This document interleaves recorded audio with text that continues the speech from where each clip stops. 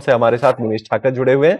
निमेश जी, बहुत स्वागत है आपका ईटी नाउ स्वदेश पर। Good afternoon. बताइए, पहला व्यू तो आपका बाजार पर ही चाहिए होगा, क्योंकि आज इंटरेस्टिंग है, मार्केट गिरावट दिखा रहा है लगातार और कोई साइन मिल नहीं रहे रिवर्सल के। 2300 से 600 के भी नीचे अब हम चले गए हैं, सारे अहम सपोर्ट तोड़ते जा रहे हैं धीरे धीरे। क्या नजरिया आपका है बाजार के ऊपर? मार्केट के अंदर सेटअप तो डेफिनेटली थोड़ा वीक सेटअप बन रहा है। हालांकि एक जो गैप अप ओपनिंग हुआ था लास्ट 7 मई को, तो वो एक गैप फिल करने के लिए जा रहा है। बट ऑल ओवर मैं मानता हूँ कि जिस तरह से सेटअप बना है, और पर्टिकुलरली आज के सेशन के अंदर हम लोग जो वीकनेस देख रहे हैं कि वो कहीं पर भी बुल की स्ट्रेंथ जो है वो देखने को नहीं मिली है, और एवरी राइज के ऊपर सेलिंग प्रेशर देखने को मिला है। तो थोड़ा कोशिश है। अगर इंडेक्स एक साइडवे रेंज के अंदर घूम रहा है, और मैं मानता हूं कि इंडेक्स की जगह अभी जो मार्केट चल रहा है वो स्टॉक स्पेसिफिक का मार्केट है, रिजल्ट सीजन चल रही है, और जहां कहीं पर भी अच्छे न्यूज फ्लो आ रहे हैं, अच्छे रिजल्ट्स आ रहे हैं, वहां पर स्टॉक के अंदर काफी स्ट्रेंथ भी देखने को मिली है।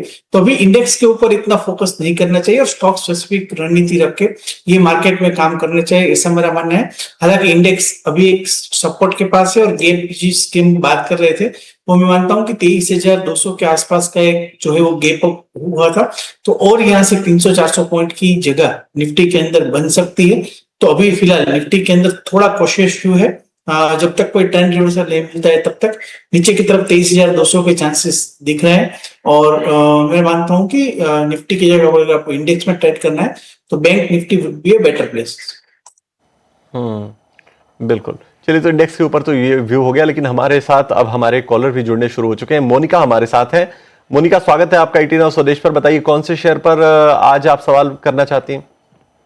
हेलो सर, मैं मोनिका बोल रही हूँ जयपुर से। मुझे ना पिडिलाइट एंड भारत फोर्ज पे आपका गाइडेंस चाहिए। मैंने अभी 4-5 दिन पहले ही लिए थे, but they are falling, so I'm thinking what to do, whether to hold, और बिकॉज मैंने शॉर्ट टर्म के लिए लिए थे 25 शेयर्स ईच।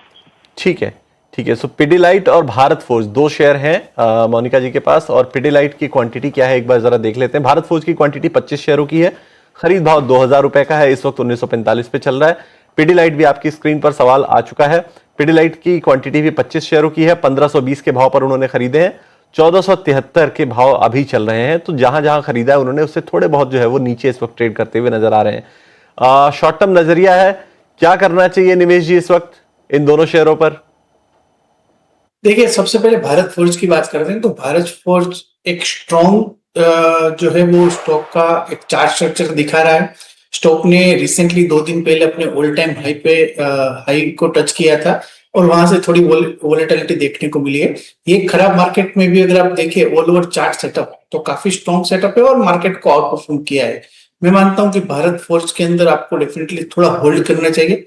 अभी जो स्ट्रॉन्ग सपोर्ट एरिया बन रहा है वो 1930-1920 का एक जोन है, जहां से मैं उम्मीद करता हूं कि भारत फोर्ज के अंदर फिर से नया मोमेंटम देखने को मिलेगा। तो आप अभी फिलहाल ये कर सकते हैं कि अभी 1945 के आसपास स्टॉक ट्रेड कर रहा है।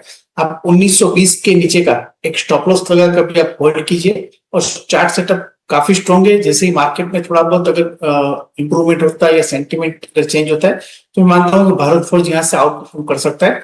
तो भारत फोर्ज के अंदर मेरी होल्ड की राय है, आपका शॉर्ट टर्म नजरिया है, इसलिए 1920 के नीचे का एक स्टॉप लॉस जो है वो आप जरूर से फॉलो कीजिए। बिल्कुल। और पिडिलाइट पर क्या नजरिया है निवेश जी?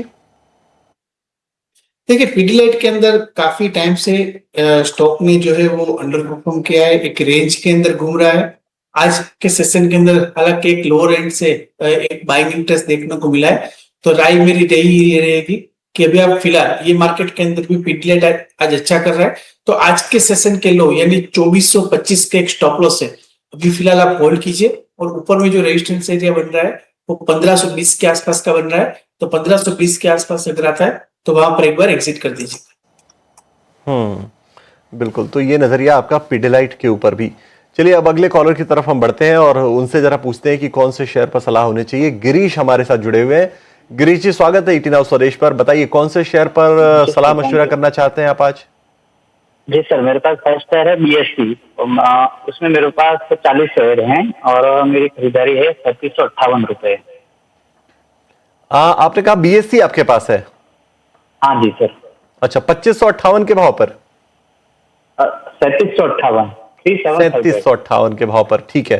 तो 3900 के भाव अभी चल रहे हैं और 3758 मतलब 150 रुपए के प्रॉफिट आसपास हो रहा है इनको।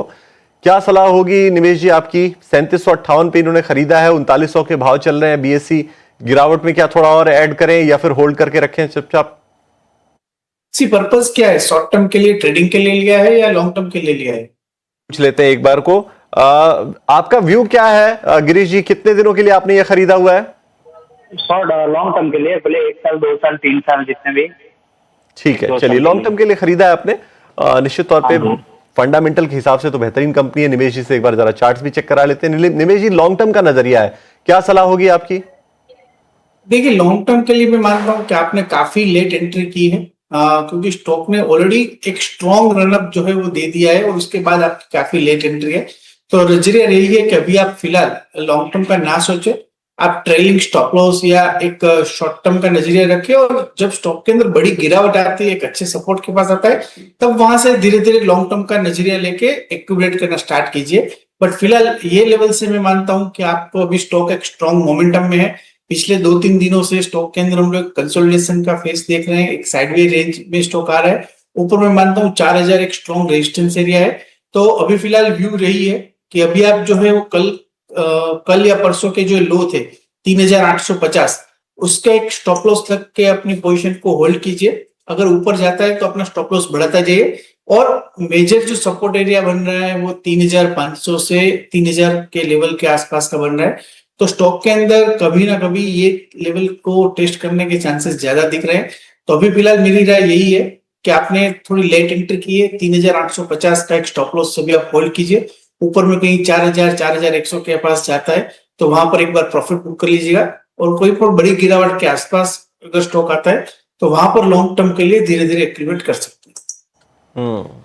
ठीक है, जब बड़ी गिरावट देखती है तो लॉन्ग टर्म के लिए एक्यूमुलेट कीजिए। फिलहाल एक ट्रेलिंग स्टॉप लॉस निमेश जी ने आपको बता दिया, उसे फॉलो जरूर कीजिए। चलिए अगले कॉलर हमारे साथ जुड़ गए हैं, नितेश गामित हमारे साथ जुड़े हैं।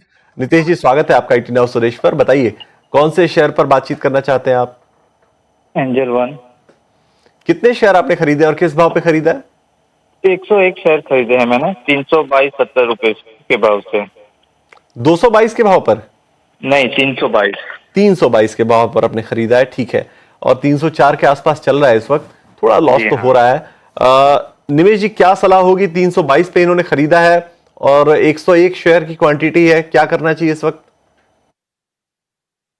देखिए, जिस तरह से सेटअप है कैपिटल मार्केट का, हम लोगों ने एक अच्छा स्टॉक के अंदर जो है पास्ट में मोमेंटम देखा था। एक डबल टॉप का सेटअप बन रहा है, और जो इम्पोर्टेंट सपोर्ट एरिया है वो मैं मानता हूं कि 302-300 के रेंज का है। तो अभी फिलहाल एक सपोर्ट के आसपास है, तो भी आप चांस ले सकते हैं।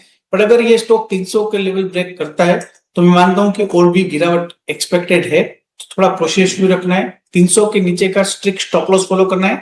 अभी आप एक चांस ले सकते हैं, और कहीं ना कहीं अगर 315-320 के आसपास ये अगर स्टॉक मिलता है तो वहां पर एक बार आगे की रणनीति जो है वो जरूर से रिव्यू कर लीजिएगा, क्योंकि चार्ट्स के ऊपर ट्रेंड रिवर्सल के सिग्नल मिले हैं। स्टॉक के अंदर आने वाले दिनों में प्रॉफिट बुकिंग के चांसेस मुझे काफी ज्यादा दिख रहे हैं। तो दो रणनीति है, 300 का स्टॉप लॉस, 300 के नीचे का स्टॉप लॉस रखिए, और अगर कहीं पर यहाँ से बाउंस होता है 315-320 के आसपास तो वहां पर एक बार आगे की रणनीति रिव्यू जरूर से करवा लीजिए। बिल्कुल।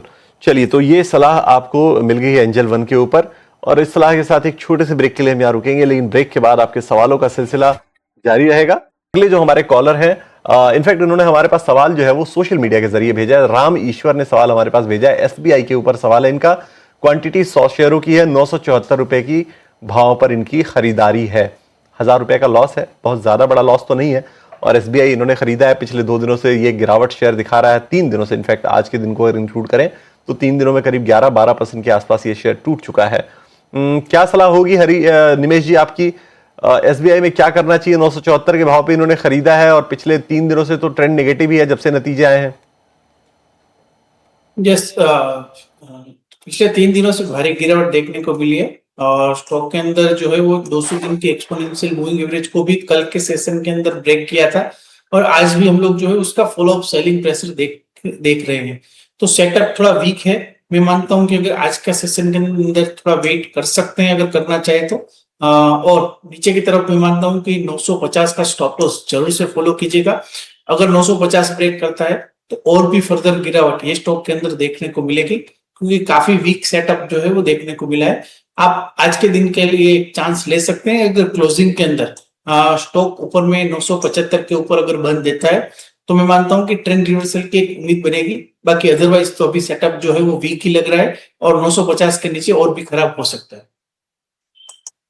बिल्कुल, तो ये व्यू आपको मिलता हुआ एसबीआई के ऊपर। चलिए आगे बढ़ते हैं और एक कंपनी के मैनेजमेंट से बात करते हैं। सिरमा एसजीएस के शेयर आप जुड़े और तमाम शेयरों पर आपने अपनी सलाह, अपनी राय हमारे व्यूअर्स के सामने रखी। निश्चित तौर पे काफी मददगार ये राय रही होगी हमारे व्यूअर्स के लिए। एक छोटे से ब्रेक के लिए